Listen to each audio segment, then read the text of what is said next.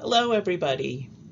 I'm Dr. Julie Biller, and I'm joined by my pal Fido here, and we're going to talk about COVID-19 and cystic fibrosis. It's really a pleasure to virtually be with everybody. So there's a lot of acronyms and names that can get very confusing. So what exactly is COVID-19? COVID-19 is the acronym for coronavirus disease of 2019. And it is caused by a new virus, a virus that we hadn't identified before called the SARS-CoV-2. And that stands for Severe Acute Respiratory Syndrome Coronavirus 2. And the 2 means that there was previously a SARS-CoV-1. And that was identified in 2003, and that is the virus that caused SARS, which had an outbreak in China, and then actually was found in a few other countries, but thankfully was able to be confined and did not extend as significantly as SARS-CoV-2. It's also related to a coronavirus that caused MERS, which is the Middle Eastern version of the coronavirus, and there was an outbreak in 2012 in the Middle East. So here's the little bugger that's causing all these problems, and it's a coronavirus because it's under the microscope to virologists. They can see a halo effect from these spike proteins, and the spike protein is going to end up being very important about how this virus causes infection in the human. And corona means ring or halo, and under the microscope they can see a halo effect with this virus. It's an RNA virus, which means that viruses are very simple organisms, though they are very complex in what they can, ramifications they can have in health. And a virus is a bunch of genetic material, either DNA or RNA, and then an exterior coating or shell. And they can't replicate on their own. They need to infect other cells to be able to reproduce. So what happens when you have COVID-19? And the disease can either be very, very mild to the point that people don't even know they have it. They could have a few sniffles or a sore throat for a day or two, and that could really be COVID-19. And it ranges to very, very severe with people who are very sick and need to be in the hospital. The presenting symptoms are cough in about 50% of people, fever in 43% of people, and that's why a lot of people feel comfortable when they go places because they're checking temperatures, and temperatures are really going to identify less than 50% of people who are sick. Muscle aches and pains, headache, shortness of breath, sore throat. Some people have very few respiratory symptoms but can have abdominal pain, diarrhea, nausea, and vomiting. And a very, very interesting presentation that we're all trying to understand a little bit more is that some people can have some of those other symptoms, but they have the rapid onset of loss of smell and or taste. So what happens in cystic fibrosis? So the good news is that we have gotten a lot of communication from the CF Foundation, and our good old friend, the CF registry, is helping us out once more. You will remember the registry from us giving our yearly updates on the health of our CF program, and now that registry is able to give us information about the incidence of COVID-19 disease in people with cystic fibrosis. And so this is actually from yesterday, so it's hot off the press, and it tells us that we so far in the registry are confirming 549 individuals with CF who've been diagnosed with COVID. It gives us the breakdown of adults versus kids, and just like we see in the real world, the majority of people who get sick with COVID are adults. We think the kids tend to be more asymptomatic carriers. We can see that 67 in adult patients had to be hospitalized, 21 children, and we can see that people even with advanced lung disease, so FEV1 less than 40% predicted, or people who have undergone lung transplant have gotten infections also. Of this 549 people, there have been 3 deaths. And if you calculate that death rate, it's actually much lower than the non-CF population. So what's happened at our center? We've had over a dozen individuals that we've diagnosed with COVID-19 infection. Most of those people have been healthy, especially given the widespread use now of highly effective modulator therapy, which has been really wonderful, and the majority have been managed at home. We stay in touch with them, make sure that they're doing okay, but they have not needed to come into the hospital. We've had a few with severe lung disease, and some of them have been admitted to the hospital, and most of them have done well. And we've had a couple of people who have had lung transplant. One was admitted, and all of them, the people with severe lung disease and those who've had a lung transplant, have recovered and gone home. So why is it that people with CF seem to be doing better than we expected? Because we do see that people who have chronic medical problems are at much higher risk of having more severe presentations of COVID-19. And I think there's a few reasons why that's happening. Number one is, for many, many years, we've been telling people with CF that they must mask when they come to the hospital. So wearing a mask when you're going about your daily business, coming for checkups, going to the pharmacy, going to the grocery store, wearing a mask is not something new. We've also been telling people for years to socially distance, especially from anybody who has a respiratory illness. And how many times have we talked about good hand hygiene, either washing your hands or using a hand sanitizer? And I think, most people with CF have heard that message over and over again. Now, I'll put in a plug, there's always room for improvement. There's also some issues in the lung that may make people with CF less prone to having severe infection of the lung. There is a receptor that is needed for the virus to attach, and I'll show you a picture of that next. And that receptor isn't as friendly to the coronavirus in the CF lung.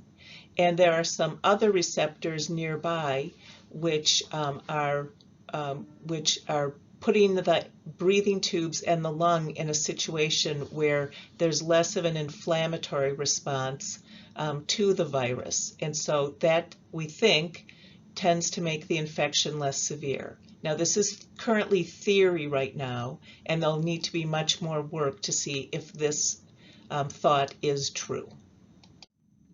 So here is our friend SARS-CoV-2. This is the novel coronavirus, and you can see it has these spike proteins, and it needs to attach to this ACE2 receptor for there to be the start of infection.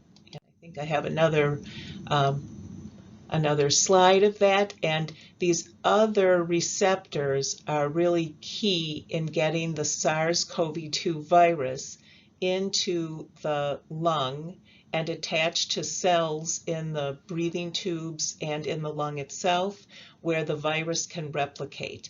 And the combination of some changes in the amounts of these three receptors causes the SARS-CoV-2 virus to not be able to be taken up as much in the lung. That's our thought about that. So how does the how does the disease spread in the community? So like many other kind of respiratory viruses, including influenza, it's people cough and they or blow their nose, or with people who are singing or yelling. Maybe moms do this. You can spread what are called respiratory droplets, and those are little balls of the secretions from our airways and our mouth, and if you're infected, there's virus in those. And most of these droplets, there's a difference about how far they can spread based on the size of the droplets, but we think that in COVID-19 that the bulk of them fall within about 6 feet from the person who is breathing out the virus. And that's how the 6 feet rule came about. And that's also very similar to what we see with influenza. Sometimes SARS-CoV-2 can be made into a smaller particle, and then it can travel beyond the 6 feet. And that's what happens with singing or vigorous coughing, or people who are doing things like having a nebulizer procedure. And so that's why there's been recommendations that choirs not practice together, or that if religious groups are going to get together, that people hum rather than sing during the services, because singing is a very proficient way to spread the organisms. So what treatments do we have, and when do we use them? So if people have mild to moderate disease, we give the usual sensible precautions. So we ask people to rest. We ask them to use acetaminophen and avoid ibuprofen. Take in adequate fluids so that people don't get dehydrated.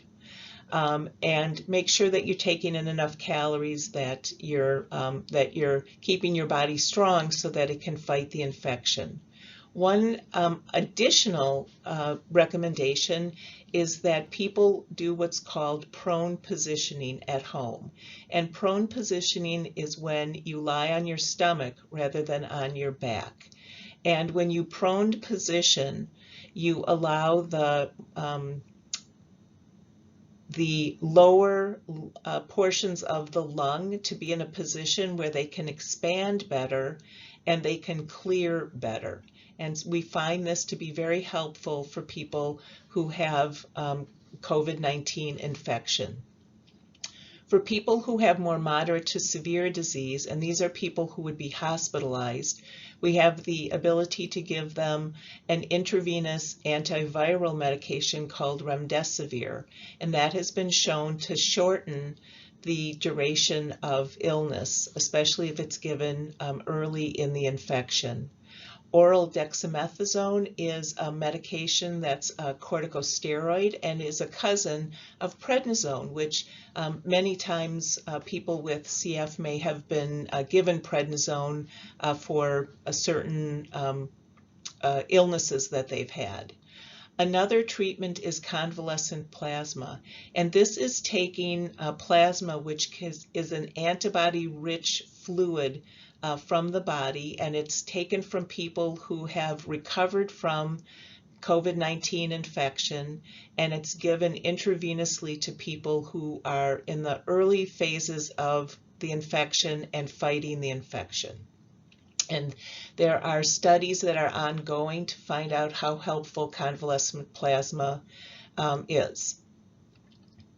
Monoclonal antibodies are a test tube made antibody that is exactly the same as the antibodies that we all make when we are fighting an infection, and it's giving it in a monoclonal. It's giving it a replacement antibody to people who are sick with COVID. Right now there are studies to find out how best to use this and whether it's effective. It's usually used for people actually who are much more earlier in their treatment, and really I should replace this and put it for people who are at home and not in hospital. When people are in the hospital, we ask people to prone position, and we actually have teams of the proning team that goes around the hospital and helps people position on their belly, and we try to have them do that for 4 hours or more. And this is very important for people who have high oxygen needs, or for people who are sick enough that have to go on to mechanical ventilation. These are all treatments for active infection. These are not treatments to prevent getting infected. So what can we do to prevent infection? First of all, we can wear masks, and oftentimes people ask, do they really work? Another question people ask is, why wasn't there a mask recommendation early in the pandemic? Part of that is because we just didn't have that much understanding about how the disease spread. I mean, we knew that it was a respiratory virus, but we needed more information about what kind of particle size and how far it spread from a person who was ill with it. But once we knew that it was a respiratory droplet, we knew that masking would be helpful. And there are many, many studies that have shown the reduction of people producing droplets from the mouth and nose if they mask. And so it can prevent the droplets from being spread out in the community, but it also helps reduce the likelihood that somebody else will breathe in the droplets. In the community, you don't need to use a medical grade mask, but you need to make sure that the mask is at least 3 layers of tightly woven fabric to be the most effective. There is data now that the gaiters that people tend to use, those are the thinner fabrics that can go up from the neck to the nose and mouth. Those are not effective. They are not 3 layers of fabric. So I would recommend against not using those. In the healthcare setting, we have different levels of medical masks, and we use them in the appropriate situation. So if there's a patient who is on a ventilator, a mechanical ventilator, or somebody who's getting a nebulizer treatment, we must use the highest level of protection, which is called a respirator or an N95 mask. If we're dealing with people who are at the end of their illness, or people who we don't think have the infection, then a routine medical grade mask is sufficient. Distancing is very important. We talked about the fact that people develop these respiratory droplets and that they can float away about 6 feet, so it's important to stay distanced from people. This is the time to not be giving hugs and to stay as far away from people as you can and still have a social interaction. So how can you help figure that out? You should know before you go, who are you going to see? If it's somebody who's vulnerable, like let's say an elderly relative, perhaps you would want to not see them in person, but have some sort of virtual communication or meeting with them. Where are you going to go? Are you going to a place where COVID is very prevalent, it's very high in the community, or a place where it's not so high? And how are you going to get there? So think about how are you going to have to use public transportation. Then you need to think about how can you reduce your risk if you're going to use public transportation. And choose safe social activities. I know a lot of choirs are practicing virtually. That's a much better choice than being in a room with a bunch of people singing, because we know that that's much more risky for the spread of the respiratory droplets. And limit where if you're going to events, limit the number of people, and an outdoor activity is much better than an indoor activity. So think about those issues. One important way to prevent infection is having a vaccination that we can use. And I'm just going to review how vaccines work in general. So in most vaccines, you take a weak or a dead form of the germ and you introduce it into the human body, and that sparks an immune response. The body senses that there's something that shouldn't be there, and it gets its defense systems up and at them, and that is the development of an antibody that will kill the germ. And with a vaccine, you put in an inactive form of the germ, you get the antibody response, and the next time the body is exposed to that same germ, it has a memory of having developed antibodies, and those antibodies are produced lickety-split, and you can fight that germ effectively. So everybody has heard a lot about different kind of COVID-19 possible vaccinations. I'm going to talk about very briefly that there are some inactivated viruses. So they take the virus and they figure out a way to deactivate it so that it can't really cause infection when it's introduced into the human body. And these tend to take more time to develop. There's a form of a vaccination called live attenuated, which means it takes the virus, it tries to deactivate it as much as possible, but there's always the possibility that it could revert back to the live form that can cause infection. So this tends to be a slightly riskier kind of vaccine that's made. And then we have the RNA vaccines, which I'll talk a little bit more about shortly. So this messenger RNA, mRNA stands for messenger RNA, is a new way to form a vaccine. And what they do, the scientists have figured out a way to take off one of these spike proteins and put it into a test tube. And they have figured out a way to get it into a carrier package, which is it should have been made in the state of Wisconsin, because it is surrounded by fat, not beer, just fat, and then it's safely carried in this fatty solution.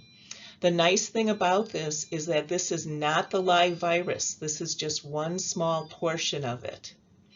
It must be kept very cold so that this messenger RNA, which is fairly delicate, and this fatty carrier do not disintegrate. And it's then injected into a person, and it can be injected into a lab animal.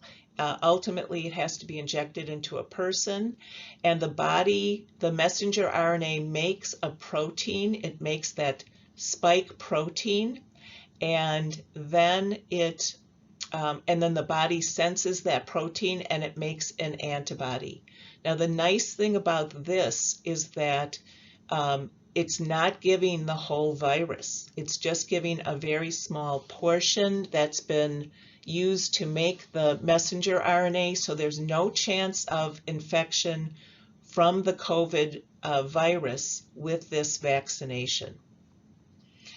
So what happens with this vaccine is that it has been found to prevent 95% of infections for the people who were vaccinated. They had a robust antibody response from getting this messenger RNA that was then made into a protein and then made antibodies. And even if there were a small number of people, the 5% who who were infected with COVID, had a very minor illness and did not have a serious illness. So it was very beneficial. So to summarize, what did we talk about? That we still have a lot of people getting sick with COVID-19. We want everybody to try to stay safe by using masks regularly, using frequent and excellent hand hygiene, distancing yourself from others if you're out of the house, or if somebody in your home is sick, get tested so we know whether you have COVID or not, if you've been exposed to somebody with COVID or have symptoms. And when vaccination becomes more readily available, consider getting the vaccination. The other thing we talked about is that people with CF are getting infected with COVID, but are overall doing well. But we still want to work very hard to reduce infection if at all possible. And that is possible by those other mechanisms that I talked about. And again, it was great to virtually meet with everybody, and we will be available at a future date if you have any questions that we can help answer, or you can always call in to the CF clinic, and we're happy to help out and get you the information that you need. Thanks again, and everybody stay safe.